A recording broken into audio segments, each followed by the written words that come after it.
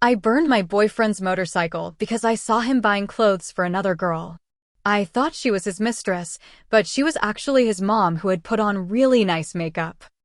The night the motorcycle burned at the bottom of the ravine, the smell of burnt plastic got stuck in my hair like a punishment I didn't ask for.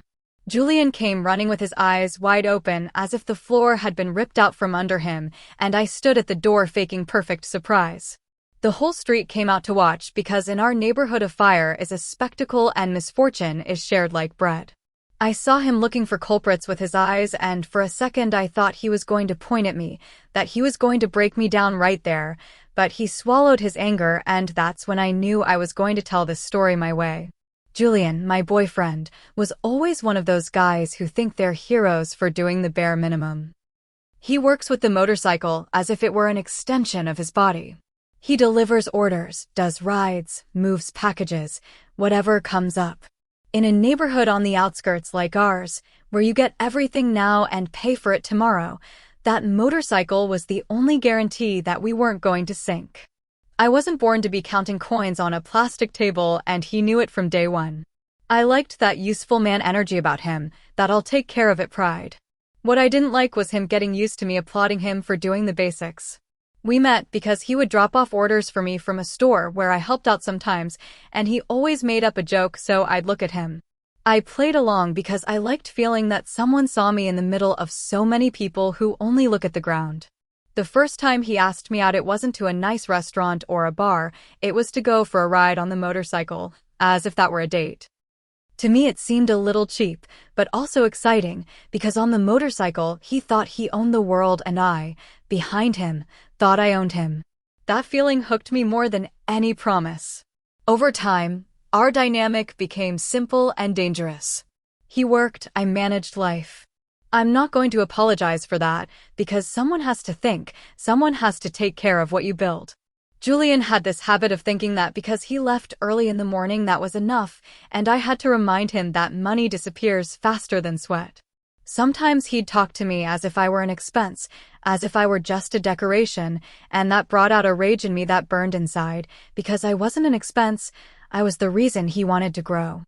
I was the goal, even if he didn't say it like that. There was also the thing with his mom, which was a weird topic from the beginning. Julian would mention her as if she were a tired saint, a woman who raised him and therefore deserved everything. I don't compete with moms, but I also don't like feeling there's a woman who always has priority and on top of that I have to smile. The lady would show up whenever she wanted, give her opinion whenever she wanted, and Julian would get all soft like wet bread. And there I was, swallowing comments, because you learn quickly that arguing with a man's mother is like kicking a wall, but that doesn't mean you don't notice it. The routine was tough, yes, but I put up with it because there was a plan in my head. I saw that motorcycle as the first step.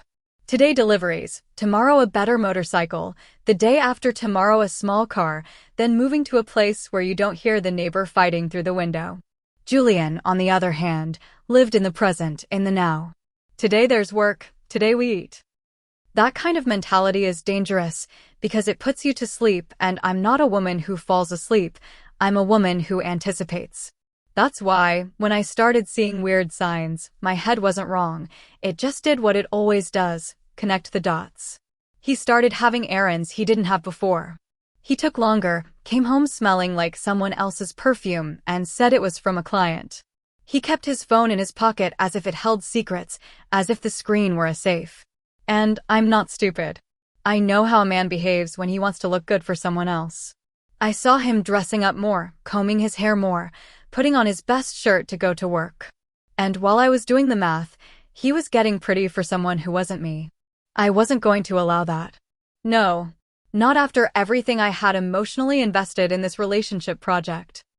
The day it all exploded was at a clothing store downtown, one of those that puts mannequins with nice clothes so you feel poor as soon as you walk in.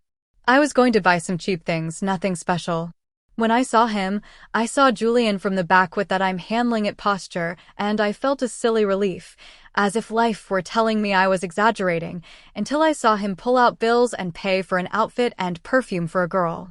And she wasn't just any girl, she was a well-dressed woman, perfect makeup, shiny hair, one of those who seemed to live in another world. She was laughing, touching her face, looking at herself in the mirror as if she adored herself, and Julian was there paying as if he were her sponsor. What happened to me was instantaneous. It wasn't jealousy, it was humiliation. The feeling of the floor opening up and me being left as the clown who believed her boyfriend was loyal while he was showing her off in public. I felt like people were looking at me even though no one was looking at me, that everyone knew something I didn't, and the worst part. Julian didn't even turn around to see if I was there. Not the slightest guilt, not a doubt. It was as if that purchase were normal, as if he had done it before. That's when my brain clicked and told me clearly. If he can play games with me, I can teach him who's in charge in this relationship. I didn't confront him in the store because I'm not one for cheap scenes where one ends up crying and the other ends up winning. I swallowed everything, went out, took a deep breath, and went home with a cold mind. On the way, every motorcycle sound sounded like betrayal. I kept telling myself I wasn't going to be like those women who wait for the man to come home and explain, because the explanation is always a lie with makeup on. I needed an action, something that would hit him where it really hurt, because if a man feels he can do whatever he wants, he does it. And I wasn't going to raise a man like that. The motorcycle was his pride, his job, and his freedom. If I took that away from him, I'd take away the stage where he feels important. Besides, it was logical. Without a motorcycle, how is he going to go see that girl? How is he going to play both sides? I wasn't destroying just to destroy, I was cutting off a path. And if that seems extreme to anyone, it's because they don't understand what it's like to live with a man who leaves you with doubt and shame. I was defending my place. Respect isn't asked for with a please. Respect is imposed when the other person has already decided to disrespect you. That night, I waited for Julian to go to sleep with that tranquility of people who don't feel guilty. I went out with a calmness that surprised even me. I pushed the motorcycle with my heart racing, but not from fear, from certainty. I took it to the edge of the ravine, where nobody passes at that hour, and every step felt like I was also pushing my patience. When the motorcycle went down, I felt a clean satisfaction, like when you finally get justice. The crash sounded dull, and even though my hands were shaking, I was already decided. I took out the fuel I had saved, poured it carefully, and lit the fire as if I were closing a chapter. I stood there watching how the fire ate the seat, how the flames licked the metal, how what was his tool turned into scrap. I didn't cry. Why would I cry? The one who causes the tragedy isn't the one who carries out the punishment, it's the one who gives the reason for it. I went back to the house, washed my hands, took a deep breath, and practiced my surprised face, because it's one thing to defend yourself and another to let them catch you. I couldn't let him paint me as the villain when he was the one playing games. When Julian found out, it was like watching a child whose favorite toy got broken. He ran out, yelled, asked who, accused half the neighborhood. I followed behind like a concerned girlfriend, asking what happened, hugging him from behind, telling him to be calm and that we'd figure it out. People whispered, neighbors gave their opinions, and I just thought about the scene at the store, about that perfect woman receiving things that I had a hard time asking for. Julian collapsed on a rock and held his head, and I, inside, kept telling myself it was necessary, that it was the only way to stop him. The next day, as if life had a cruel sense of humor, Julian confessed about the purchase. He told me the woman from the store was his mom. His mom. He told me with that face of, look how good I am, look how unfair you are, as if I should have guessed it. It turns out the lady was depressed, that she had dressed up to feel pretty, and that he bought her clothes and perfume because he wanted to see her happy. And there I was listening, feeling something weird in my chest that I'm not going to call guilt because it's not. What I felt was rage. Rage that he left me in the dark, rage that he put me in a position to react without information, rage that he expects me to be calm when he's making ambiguous scenes in public. Julian started to cry, to say that now he couldn't work, that how are we going to pay for things, that his mom had nothing to do with it. I listened to him, and the only thing I thought was that if it really was his mom, then he had also chosen another woman over me without telling me. Because buying perfume and clothes for a well-dressed woman without saying anything to me is a lack of respect. Anyway, if he wants to be his mom's knight in shining armor, perfect. but he shouldn't ask me to be the fool who applauds. Besides, if he had told me before, if he hadn't been so secretive, none of this would have happened. Things don't happen out of nowhere. The following days were a silent hell. Julian walked around like a ghost, looking at the empty spot where the motorcycle used to be, as if an organ had been torn from him. I watched him get depressed, although some might find it cruel. I thought that depression was the consequence of not taking care of his home, because his home is me too.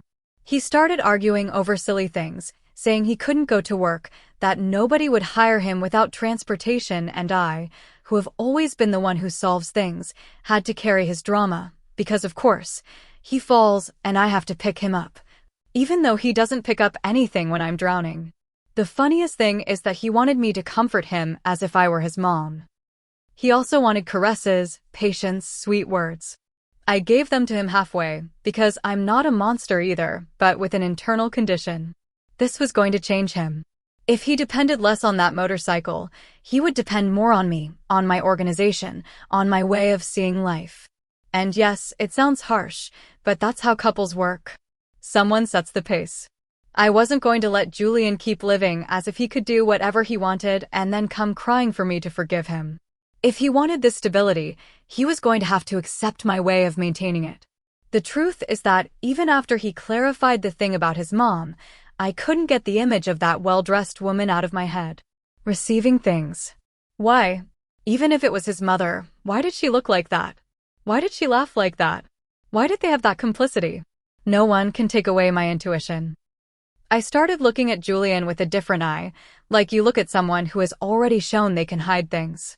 And if he was capable of keeping a purchase like that secret, he was capable of keeping other things secret. So I promised myself I wasn't going to be the neighborhood's naive girl. If this was going to continue, it was going to be under my rules. Comments from the main story. Anonymous user 1 says, so you saw your boyfriend paying for clothes and perfume and your response was to push his motorcycle off a cliff and set it on fire. You didn't confront him, you didn't ask, you didn't investigate anything. You just made up a movie in your head and burned the only source of income for the house, and on top of that you go back home to practice your surprised face as if that's what a normal person does.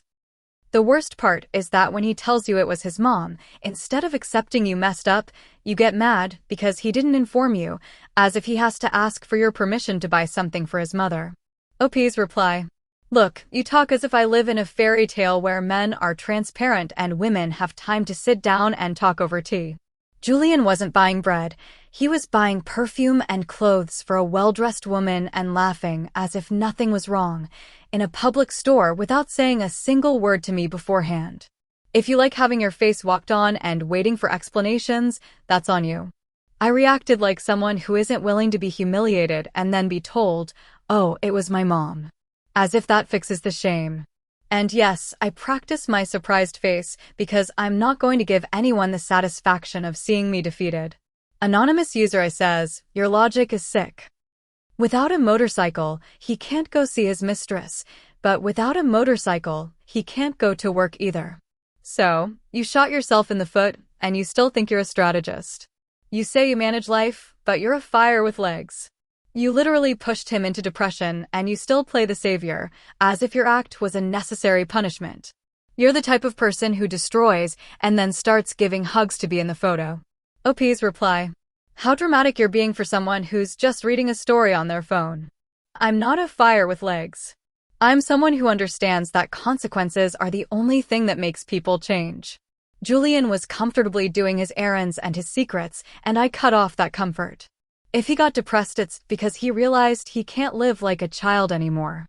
And if I hug him or accompany him, it's because I'm mature enough to solve even what others cause with their lack of clarity. You guys want a perfect villain to insult, but I'm the only one holding this house together while he's breaking down. Update 1. It's been 2 weeks since the last update.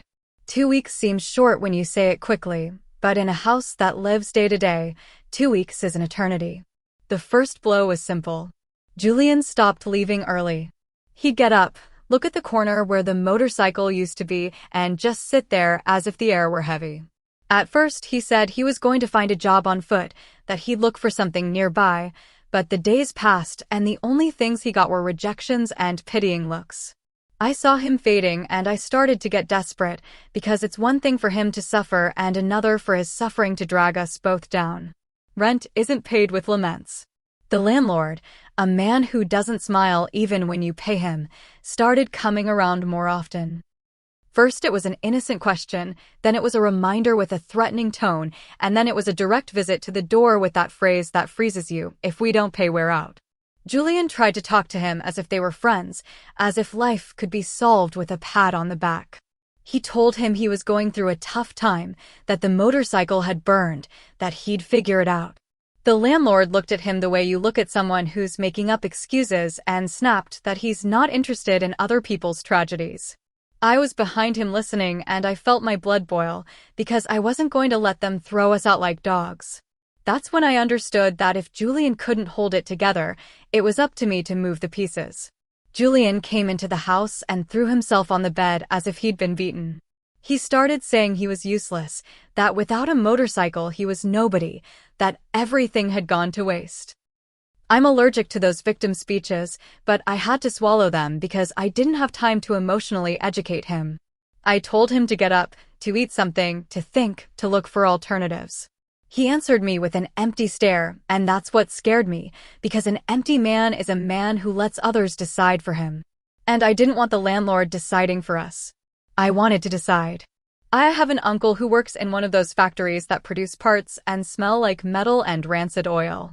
It's not a nice place, but it pays. And when your back's against the wall, aesthetics become a luxury. I went to see him without Julian because if I took him, my uncle would smell the desperation on him and offer him less. I spoke to him as if I were doing the family a favor, that Julian was a good guy, that he needed a chance, that the motorcycle was lost to bad luck. My uncle listened to me with a "you're giving me a problem" face, but in the end he agreed because he loves me and because he also understands the shame of being left without a roof over your head. I left there feeling magnanimous, as if I were saving a life. When I told Julian I'd found him a job, he didn't jump for joy. He looked at me with fear, as if the job were a sentence. I explained it was at my uncle's factory, that he'd have to put up with it, that it wasn't forever, that it was to get out of this hole. He started with how the factory is dangerous, that you hear stories, that there are machines, that the hours are tough. I listened to him, and what I thought was, how convenient to be scared when others are paying the bill. I told him he couldn't be picky, that life wasn't giving us options.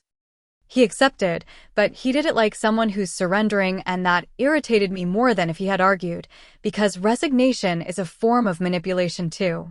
The first day, Julian came back with scraped hands and a tired body as if he'd been in a fight. He told me the supervisor yelled, that they forced them to hurry, that there were hot parts and noise all the time. I looked at him, and instead of feeling pity, I felt a kind of bitter satisfaction, because he was finally understanding what it means to earn your day.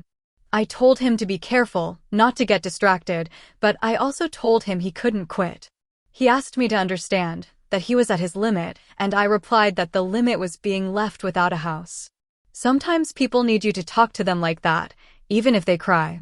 The week went on and the rent problem was still breathing down our necks.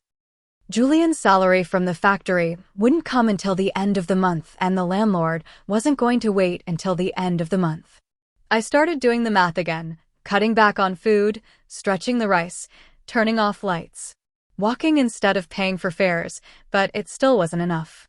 And then I found myself in that situation that nobody chooses, but that life puts on you. I had to get money fast.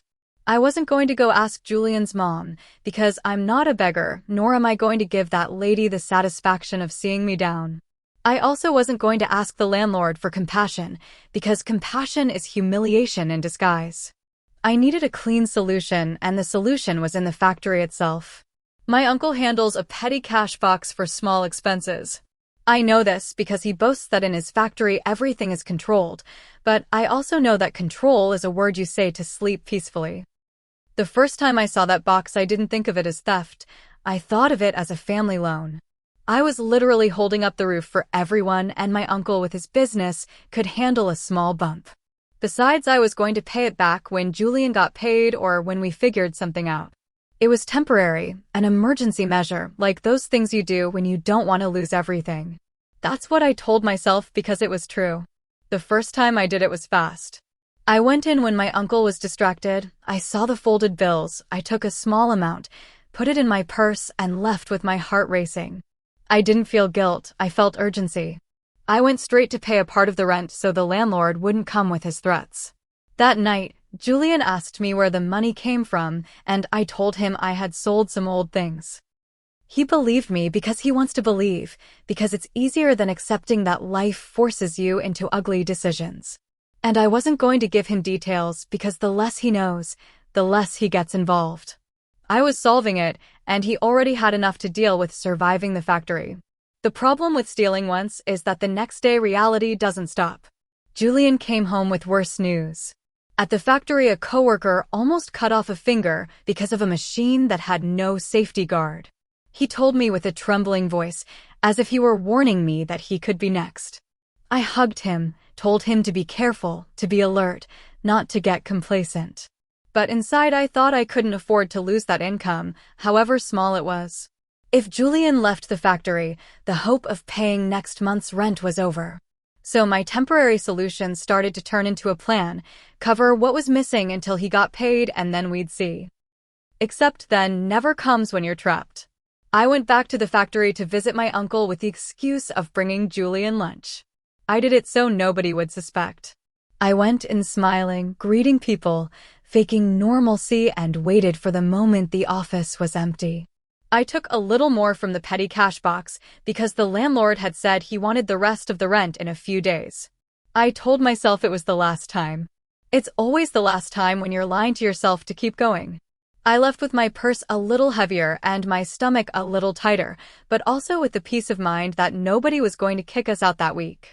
For me, that was justification enough. But then something happened that I hadn't calculated. My uncle started to notice. Not at first, not with the first missing amount, but with the pattern. I saw him more tense, counting bills with a furrowed brow, talking to the supervisor in a low voice. He started putting on locks, checking receipts, asking about expenses he never looked at before. I realized I was playing with fire, and that gave me a weird adrenaline rush, because I had already come from a story of literal fire. The difference was that now the fire could burn me. Julian, meanwhile, continued to sink because the job was breaking him inside and out, and I, instead of being able to truly support him, was busy plugging holes with a growing crime. One night the landlord came back. This time he didn't just come to threaten, he came to say he had someone else interested in the room, that if we didn't pay in full in 2 days he'd kick us out. Julian heard that, and his voice broke. He said he was doing what he could, please to wait. I felt a black rage because the landlord treated us like trash and because Julian was humiliating himself instead of standing firm. I closed the door and turned to Julian and told him I would solve it, that he should calm down. He looked at me as if I were the only person in the world holding him up, and that look, as selfish as it sounds, gave me power. The next day I went to the factory with a sense of urgency. I took more money than I should have because I needed to pay and also buy food and also have something just in case. When I left, I ran into my uncle in the hallway. He didn't say anything to me at that moment, but his gaze was fixed on my purse. It was a slow, heavy look, as if he were putting pieces together in his head. I smiled, made a joke, said I was in a hurry, and left. But as I walked, I felt the air was changing, as if it wasn't just the landlord who was a threat anymore, but also the place where Julian worked. That night Julian came home later than usual. His shirt was dirty, and he had an expression I hadn't seen on him before. He told me the supervisor was asking questions, that there were rumors someone was stealing, that my uncle was furious. I faked surprise again, because I know how to act when I need to. I told him what an exaggeration, that someone probably made a mistake, that there's gossip everywhere.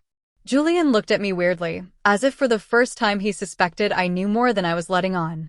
And there, for the first time in weeks, I felt real fear, because it's one thing to control the narrative and another when the person who sleeps next to you starts looking at your face as if it were a mystery. That same night, the landlord left a note under our door reminding us of the deadline. Julian sat on the bed with his head in his hands. I stood there with my purse nearby as if it were my shield. What I had done to save our home was about to explode somewhere else, and if it exploded, we'd be left without a job, without a roof, and on top of that with a family problem that can't be fixed with apologies. I told myself I had to think fast, that I had to get ahead of the suspicion, but as Julian breathed heavily and I listened to the street outside, the only thing I could feel was that this snowball was already rolling too big and was heading straight for us. Comments from Update 1. Anonymous User 1 says, I love how you paint yourself as a savior when you're literally stealing from your uncle's petty cash while your boyfriend is breaking his back in a dangerous factory because he's without a motorcycle thanks to you. You sound proud saying it was a family loan, but you didn't ask for it, you didn't tell him, and on top of that you're doing it secretly with the same surprised face you used when you burned the motorcycle. So, your solution to your own decisions is to commit another crime and then play innocent when the rumors start. OP's reply. Oh, please, it's so easy to put labels on someone else's desperation. You guys love the word theft because it sounds scandalous and gives you permission to feel superior. My uncle has a factory, he's not going to die because a few bills are missing. And I wasn't buying myself new nails, I was preventing us from being thrown out on the street. You think the landlord was going to accept my boyfriend is sad as a form of payment? I did what had to be done because someone had to act, and if my uncle is family, he also has a moral responsibility to help. The rest is just drama from people who don't know what it's like to have your days counted down for an eviction. Anonymous User I says, your boyfriend told you a coworker almost cut off a finger due to lack of safety, and the only thing you think is, I can't lose that income. You don't see him as a person, you see him as a tool, just like the motorcycle you burned. And now you're getting him into worse trouble. Because if your uncle finds out money is missing, who do you think they're going to blame first? The new employee, Julian. Congratulations, your plan could not only leave you homeless, but it could also leave him with a police report filed against him. OP's reply. Look, don't give me that you don't see him as a person's speech, because I'm the only one who's seeing the full reality. If Julian loses that job, who's going to support him? You, the commenters? Nobody. I'm thinking about the roof and the food, because without that, no amount of mental health can survive. And the thing about them blaming Julian is an exaggeration to scare people. In a factory, money always disappears and someone else always turns up to be the culprit. That's how those places work. Besides, Julian has a mouth to defend himself, and if he doesn't use it, that's not my problem. I'm not sinking him, I'm pushing him to survive, even if you guys think it's ugly. Update 2. It's been 10 days since the last update. The day the petty cash thing exploded didn't start with yelling, it started with a weird silence at the factory. Julian left the house early with a tight face, as if he had swallowed a rock. I watched him put on his shirt with a wolf on it and thought that finally everything was falling into a bearable routine. I even let myself believe that my uncle had calmed down with his counting and his locks. But life has a very cruel way of reminding you that when something is held up by lies, it's not being held up, it's just delaying its fall. Julian came home mid-morning, which never happened, and when I saw him walk in I knew it was bad. His eyes were red, not from crying prettily, but from holding back rage. He told me my uncle had called him into the office in front of everyone as if he were a criminal. I tried to get him to tell me calmly, but he was speaking in a rush, as if each word shamed him. He described the hallway full of people, the supervisor standing there like a judge, and my uncle with a stone face. And me, instead of feeling sorry for him, I felt that cold feeling of, it's caught up to us. My uncle, according to Julian, pulled out a notebook with numbers and started pointing out missing amounts as if they were bullets. He told him that since Julian started, the petty cash box had had strange holes. He blurted out that he was tired of irresponsible people and that he wasn't going to finance someone else's vices. Julian swore to him that he hadn't touched anything, that he didn't even know where they kept it, but my uncle wasn't listening because my uncle listens to himself, and that's worse than an insult. The worst part was that the accusation wasn't private, it was a spectacle, as if the humiliation were part of the punishment. I stayed at home listening, and as he spoke I realized something that made me furious. Julian said my uncle mentioned things that I had told him before, things I had said when I was upset. On stressful days, I had told my uncle about Julian's laziness, his low spirits, that he gave up easily. I didn't say it to destroy him. I said it to explain why we needed help, because nobody helps if they don't feel like they're saving someone. But my uncle took those phrases as evidence, as if I had signed a document. And that's when I understood that my own words had become a noose. Julian told me my uncle fired him right there, with the gate open and everyone watching. They gave him back his helmet as if they were returning a failures tag. The supervisor, who used to treat him like a replaceable part, this time treated him like contagious trash. Nobody intervened because in those places people don't defend the one who's already been pointed out. Julian walked out with his head down, hearing laughter behind him, and I imagined it as if he were being pushed off a ravine again, only this time it was his name that was falling. When he finished telling me, he looked at me waiting for something, a reaction that would support him. I could say I was in shock, but I'm not going to act as if I don't know how things work. I knew the petty cash was missing, I knew my uncle was counting, and I knew Julian was the perfect target. What I didn't expect was the speed with which they made him the official culprit. And for a second I thought about confessing, about blurting out the truth, about saying I had taken that money to pay the rent. But the image that came to me was different. My uncle looking at me like a thief, Julian looking at me like a traitor, the neighborhood looking at me like a crazy person. I wasn't going to offer my neck to the blade for a man who was already breaking on his own, so I stayed silent, not out of malice, but out of instinct. Because in this life, when the house is on fire, you don't start arguing about who lit the match. You look for a way out without getting burned.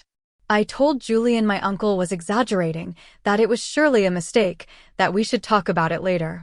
Julian replied that there was no later, that he was thrown out like a thief, and that doesn't get erased, and I saw him sink even further. Not just because of the firing, but because of the social stigma that comes attached to the word theft. That word in our neighborhood changes your skin. The afternoon got worse when the landlord showed up as if he had a radar for disaster. He arrived with his annoyed face and asked for the money that was still owed, as if he already knew something had broken. Julian tried to explain that he was fired and that he would find something else soon. The landlord didn't want to listen, because the landlord doesn't listen to stories, he listens to bills. He said the deadline was still on and that he doesn't rent out compassion. I felt my throat close up because the circle was really closing. Julian, that night wasn't the same. He walked around the house like a beaten animal, looking at the walls as if they were going to fall on him. He told me that at the factory they're going to talk, that people are going to say he stole, that nobody is going to hire him. I listened to him, and what I saw was the domino effect. Without a job, there's no rent. Without rent, there's no house. Without a house, there's nothing. And he didn't understand that his sadness wasn't what was going to kill us, it was his immobility. I asked him to breathe, to think of solutions, to call someone. And that's when he said a phrase that turned my stomach, that he was going to call his mom. When Julian said, "my mom," I felt an automatic irritation, not because of the help, but because of the symbol, because whenever Julian breaks, he ends up looking for Donna Elena's skirt, as if I don't exist. I don't like competing with a mother, but I also don't like being left out when it comes to survival. Julian grabbed his phone and went to the patio, thinking I wouldn't hear. But the walls in these houses are thin, and besides, I'm not blind or deaf when something matters to me. I pressed myself against the window and heard his trembling voice asking for money, saying he was accused of theft, that they're going to kick us out, please. What set me off wasn't the request, it was the tone, that soft, almost sweet tone he doesn't use with me when I demand clarity. With me he gets defensive, but with her he becomes a child. I heard him say he needed urgent help, that he had no one else to turn to, and in my head, without me looking for it, the whole movie put itself together.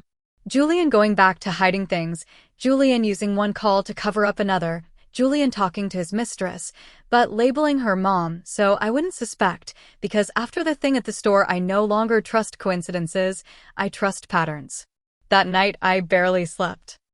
I stayed staring at the ceiling, replaying every gesture, every pause, every word of the call. I thought about the well-dressed woman at the store, the perfume, the laughter. I thought about Julian being accused of being a thief, and how a person who feels cornered seeks refuge in what boosts their ego. And if he had another woman, that other woman was going to come to the house, because when men are desperate, they mix up their lives as if it's nothing. I wasn't going to let a stranger come and humiliate me at my own door, right when the neighborhood was already smelling blood. A few days later, the neighborhood found out about the firing. I don't know who spoke first, but here news travels faster than the internet. They started looking at us differently, greeting us less, looking at Julian with that mix of morbid curiosity and contempt that people have when they think someone has fallen. Julian shut himself in even more, and that left me on the front line with the landlord and the neighbors. I felt the air fill with judgment, and judgment always looks for a culprit. I wasn't going to be the culprit, not this time. On the 10th day, I heard footsteps outside, as if someone were dragging something heavy. I peeked through the curtain and saw a figure approaching with a bag and a box. It was a woman, and she was coming straight to the door as if she had the right. I didn't think, Donna Elena. I immediately thought, there she is. I thought, the one who was missing has finally come. Because my head was already armed in war mode. I ran to the kitchen, grabbed the bucket we use for mopping, and filled it with the dirtiest water I could find, the kind that's left with dirt and old soap. It wasn't a nice impulse, it was an impulse of defense. I threw the door open with force and confronted her before she could knock. I didn't give her space for introductions, because introductions are for people who respect boundaries. I threw the entire bucket on her, from her hair to her shoes, and the dirty water ran down her face as if it were marking her. I yelled everything at her to get lost. That she shouldn't come playing house at someone else's home, that she had already done enough damage. The neighbors came out as if called by a whistle, because there's nothing they love more than a free show. I kept insulting, raising my voice, making sure the neighborhood understood that this woman wasn't coming to take anything from me. The woman stood still, soaked, without crying, without responding like a typical mistress. That, instead of calming me down, infuriated me more. Because a mistress who doesn't defend herself is a confident mistress, and that's the worst kind.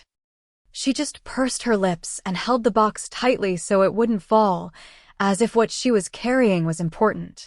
I told her that if she was here for Julian, she could take him, but she wasn't going to enter my house and play the victim. And as I was speaking, I heard Julian behind me coming out to the patio with a distraught face. He looked at the soaked woman and froze as if his world had just split apart. And there, with the whole neighborhood watching and my heart pounding, I felt that something was about to turn in a way I wasn't going to be able to control. Because Julian wasn't looking at a stranger with desire, he was looking at her with a mix of horror and recognition. I wanted to think it was an act, that it was manipulation, that it was part of his theater, but his face wasn't an actor's, it was a son's. And I, with the bucket still in my hand, understood that the next scene was going to be a direct hit, the kind you can't dodge. Comments from Update 2. Anonymous user 1 says, you let them fire Julian as a thief for a theft you committed, and you still justify it as instinct.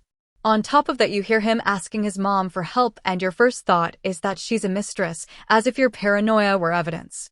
The lowest part is that you do it in front of the whole neighborhood because you care more about the show than the truth. You're the type of person who creates a disaster and then points at anyone to avoid getting dirty. OP's reply. And what would you have done? Let's see, run and confess so my uncle ruins my life and the landlord kicks us out anyway. Julian was already marked and a confession wasn't going to clear his name. It would only add another culprit and more chaos. And the thing about the call wasn't paranoia. It was a normal reaction when your boyfriend has already made you live through ambiguous scenes in public. If that woman came with clean intentions, then she should also understand that coming to my house like that, without warning, is a provocation. Anonymous user 2 says, your uncle accused Julian because you yourself painted him as irresponsible and then you stayed quiet to save yourself. That's not surviving. That's betraying someone who is literally breaking his back in a dangerous factory and the dirty water bucket thing. It's ridiculously cruel. You didn't even let the woman say who she was. You're becoming the neighborhood meme and you still think you're defending your place. OP's reply. Oh, now it turns out I'm the only one responsible for everything everyone else thinks or says. If my uncle wanted to make a show, that was his decision. And if Julian didn't know how to stand up for himself, I'm not going to carry that forever either. I don't have to welcome with smiles a woman who appears out of nowhere in the middle of a crisis with things in her hands. And if the neighborhood talks, let them talk. I've been judged for breathing, so I'm not impressed if they make up their own novel. Update 3. It's been an hour since the last update. The hour after the bucket felt like an eternal trial, but with no judge and too many witnesses. Donna Elena, because that's how I learned her name in the exact second Julian recognized her, didn't run off as I expected.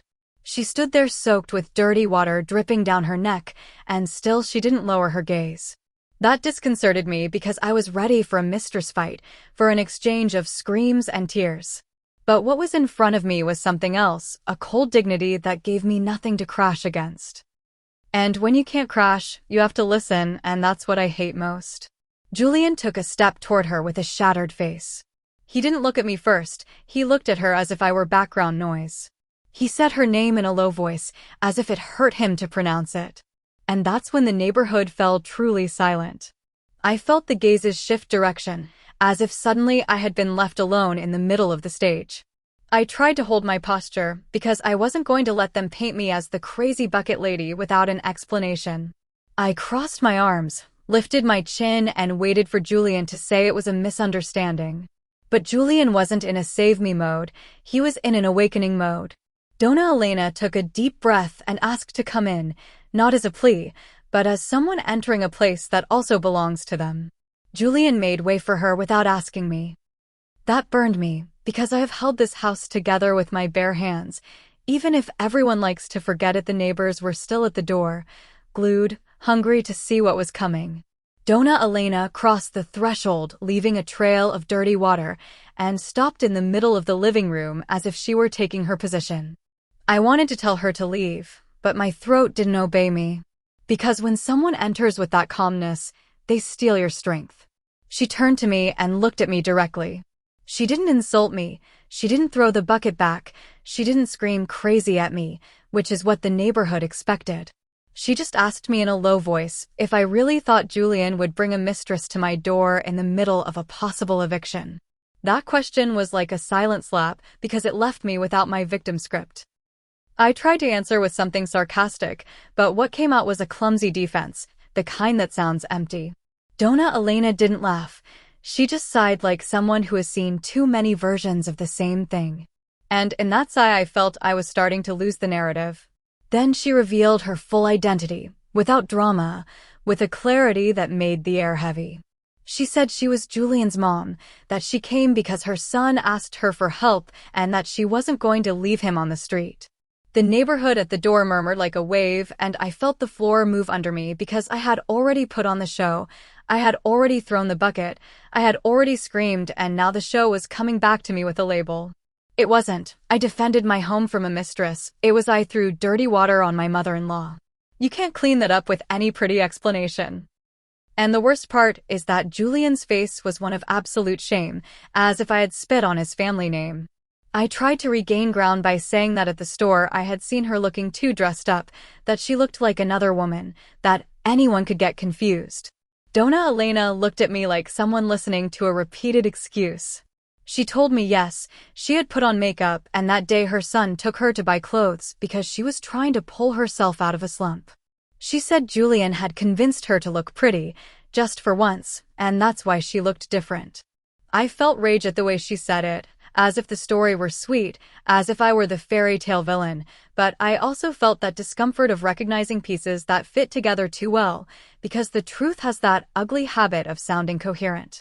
And then came the blow I wasn't expecting, the twist that left me breathless. Donna Elena said the clothes Julian bought weren't just for her. She said there was something else. Something he hadn't told me because he wanted it to be a surprise.